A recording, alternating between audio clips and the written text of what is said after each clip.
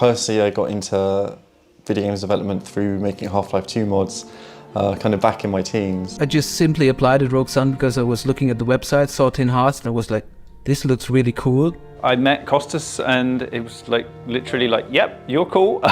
You do effects, we need effects. I've been wanting to get into the games industry for years and years, like for about 10, 15 years now. Meanwhile, I did a politics degree, had mostly done games sort of in the background to everything else I'd ever done, and then sort of Rogue Sun was the first games industry job that I applied for, and I got a basically sight on scene. You especially were very upset.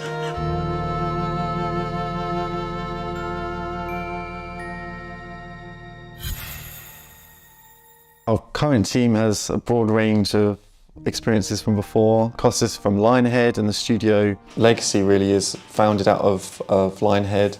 Personally, I've worked at other studios in the UK, such as Jagex is one. There's people on the team that have worked on a huge range of games that you will have heard of. And we also have a mix of more junior people on the team as well, who we've been supporting and have been really pivotal in the production of Tin Hearts. I guess with our studio founded by ex-Lionhead people, storytelling is something that we almost kind of inevitably find ourselves doing.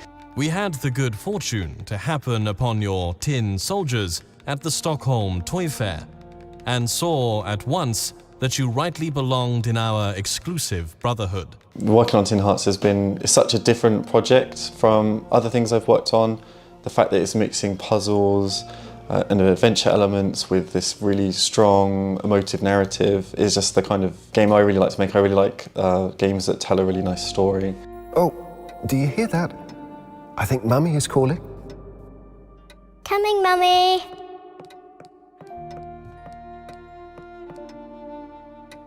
I grew up playing the Fable games, and I genuinely just feel like I've walked into one of the houses as if I was in Fable, but a completely different game. So, at least a bit to me, it feels like I'm building upon what I've already played when I was younger, and I'm just exploring more depth to it, even though they're separate.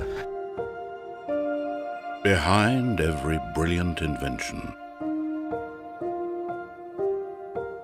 there hides a brilliant inventor. Ian, our art director at the time, actually, he had a very critical role in the visual development for the Fable games. He has a very unique style. It's very interesting to see quite often at events and expos and things will, even if people don't know that direct relationship with the Fable games, we've had people mention, oh, the game looks a bit like Fable, the character art, the environment art.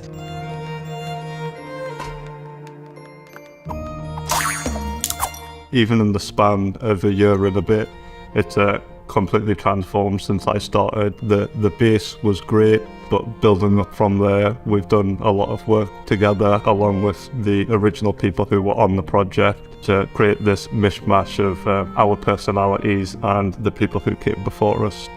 Instantly when you start the game up, you have that one feeling that you sort of got from the original Fable games. It feels almost handmade. From doing effects, I've been drawn to things that are magical, I guess. I do circus skills. My role is visual effects and tech, so I did most of the effects, but I was also moving across into lighting and doing animation for the machines and stuff like that. Myself and Harry started at the same time, and at that point in the project, there wasn't a whole lot of content past Act 1. Which is great, because differently to a lot of sort of maybe industry jobs that people would go into as their first one, you do see a lot of your own input and yourself in the project almost immediately. I like smaller studios, like I've worked for Disney and Sony and things like that, and you feel like such a tiny cog. I really liked the sort of environment that Costas had put together, and I had met a few of the people and I'm like, this seems like a really cool environment and culture, and it's a good company, it's a good studio. I think all of us kind of Lionhead alumni kind of have a responsibility to try and perpetuate that philosophy of, do more and push the envelope and innovate. And I'm very grateful for the team we've built at Rogue Sun and seeing that spirit live on, all of our newest team members, and long it may continue.